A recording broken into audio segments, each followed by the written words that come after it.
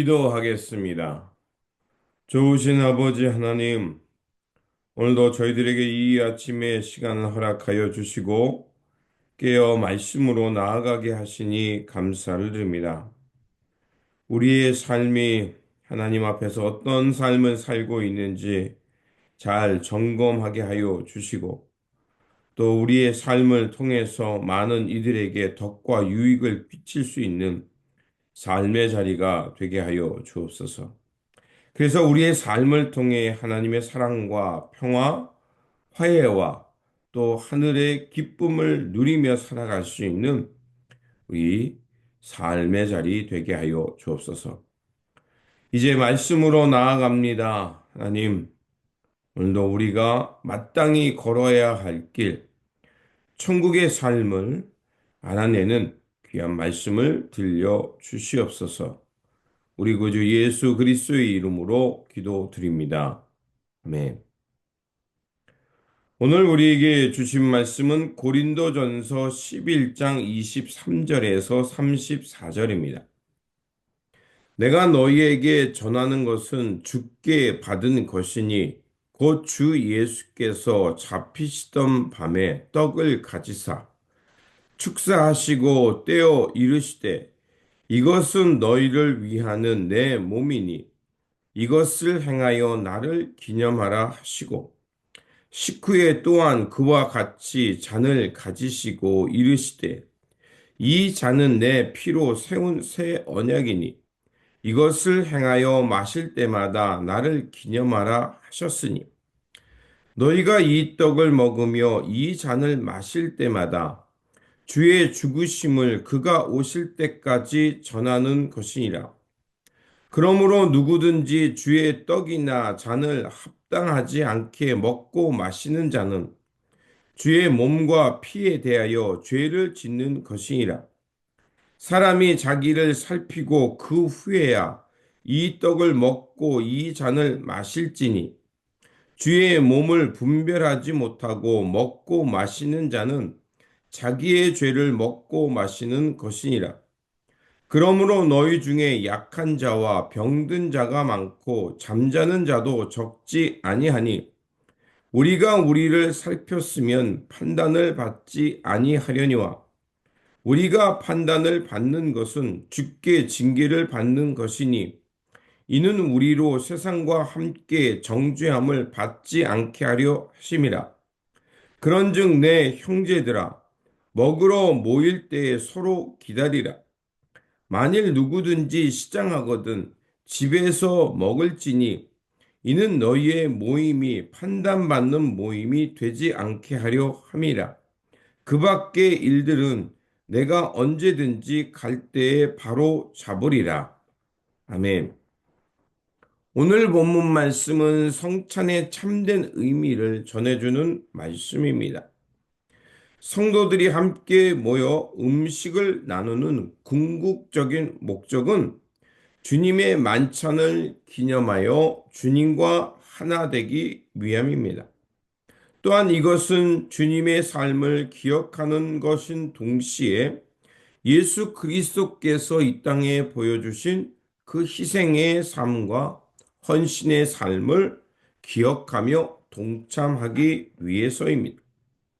그래서 성찬은 주님의 몸과 피를 함께 나누고 기억하면서 이제 주님께서 보여주신 그 희생, 사랑의 희생과 그 삶을 온 교회가 함께 기억하고 그 삶을 실천하는 의식입니다.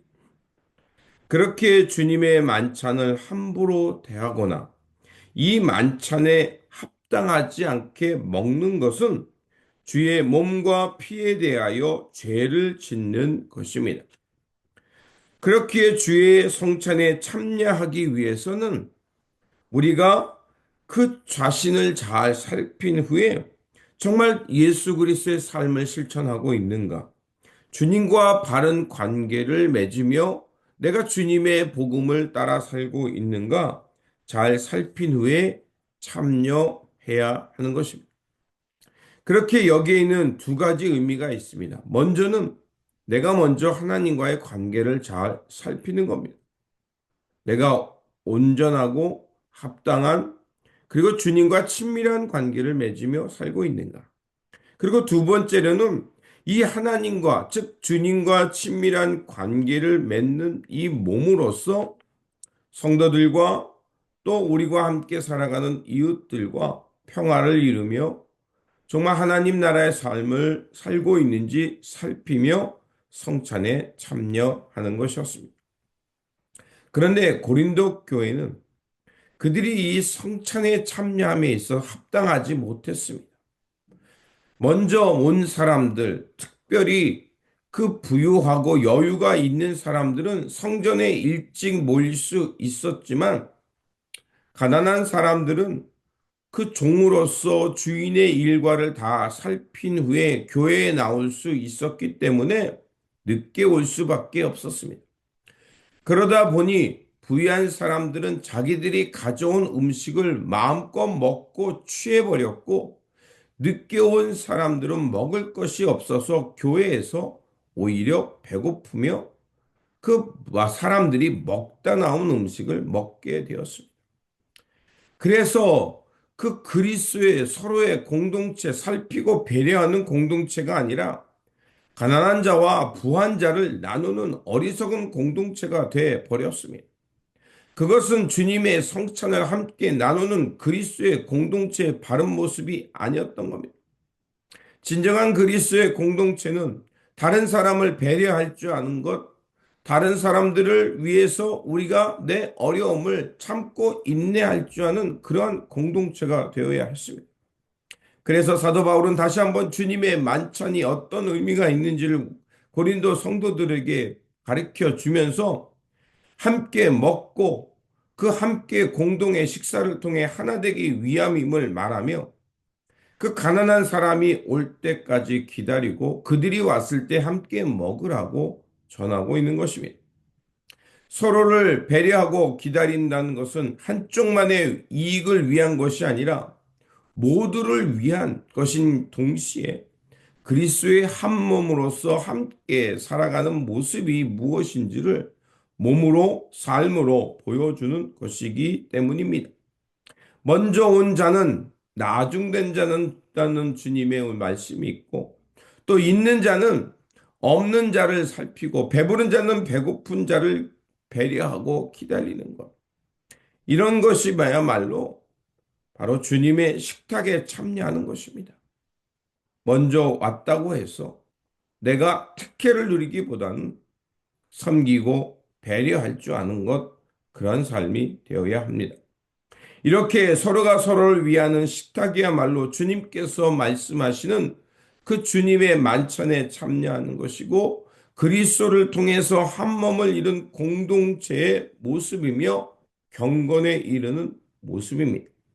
그러므로 그리스도의 한 몸을 이룬 공동체로서 서로가 서로를 배려하고 때로는 어려움이 있으면 기다려주고 인내하고 그 어려움을 살필 줄 아는 그 희생의 정신이야말로 주님의 정신, 그리스도의 공동체의 모습임을 기억하면서 이러한 배려와 인내, 살핌을 통해서 주님의 한 몸을 이루며 살아가는 공동체가 되시기를 주님의 이름으로 축원드립니다. 기도하겠습니다. 거룩하신 하나님, 우리를 위해 찢기신 몸과 흘리신 보혈의 은총을 기억합니다. 성찬에 참여할 때마다 주님의 사랑과 희생을 깊이 새기게 하시고 그 은혜에 합당한 삶을 살게 하여 주옵소서. 그래서 예수 그리스도 안에서 서로가 서로를 돌보고 배려하면서 그리스도의 한 몸을 이루는 거룩한 공동체 되게 하여 주옵소서. 이러한 사랑과 희생을 주님 다시 오실 때까지 굳건한 믿음으로 지키며 하나님 나라의 합당한 몸, 신령한 몸으로 살게 하여 주옵소서. 날마다 신령한 은혜와 사랑을 베풀어 주시는 우리 구주 예수 그리스도 이름으로 기도드립니다. 아멘.